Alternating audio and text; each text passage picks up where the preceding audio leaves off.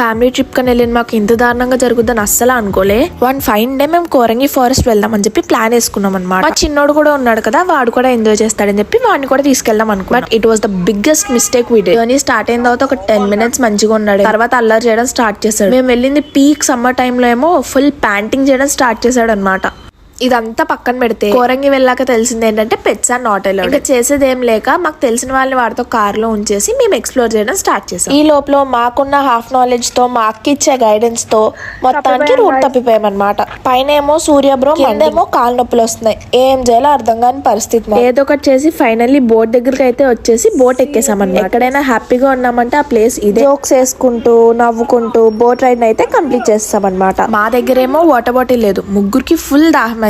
Straight 5 hours నుంచి ఒక్క చుక్క మంచినీళ్ళు కూడా నోట్లో పడలేదు. స్ట్రైట్ గా ఒక ½ hour వెతికిన తర్వాత ఒక షాప్. దాంట్లో కూడా ట్విస్ట్ ఏంటి, వాళ్ళ దగ్గర ఫోన్ పే లేదు, మా దగ్గర క్యాష్ లేదు. ఇప్పుడు మాకేం చేయాలో మాకు అర్థం కాలేదు. సరేలే అయిపోయింది అని చెప్పి బయటకు వచ్చి చక్కగా లైమ్ సోడా తాగాం. ఇన్ని ఘోరాలు జరిగిన తర్వాత ఇంకేముంటాయిలే అని చెప్పి కార్ లోకి వచ్చి చూసేసరికి వాడు అలా అన్కాన్షియస్ అయి పడున్నాడు. మేము ఎంత పిలిచినా పలక. ఇంకా మాకేం చేయాలో తెలియక అమ్మ చున్నీని తడిపి వాడు మీద వేస్తే ఇంకా కంట్రోల్ అయ్యాడు అన్నమాట. మాలాంటి సిచ్యువేషన్స్ కంటే ఇంకా దారుణమైన సిచ్యువేషన్స్ ఫేస్ చేస్తుంటే కమెంట్ సెక్షన్ లో చెప్పండి. Bye guys.